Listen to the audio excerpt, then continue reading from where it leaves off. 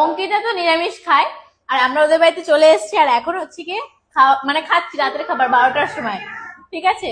তো চলো তোমাদেরকে দেখাচ্ছি যে কি রান্না হয়েছে আমাদের দুজনের জন্য, মানে আমার আর মিঠুনের জন্য রান্না হয়েছে এখানে চিকেন, আর পরোটা বানিয়েছে সবার জন্য।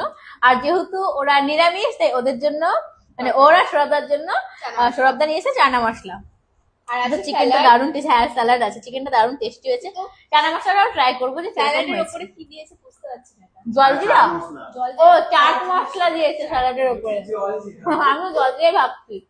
তো যাই হোক, তো চলো এখন হচ্ছে রাত 12টার সময় আমরা খাওয়া দাওয়া করছি, খাওয়া দাওয়া করে আমরা গল্প করবো, তারপরে টিভি দেখবো।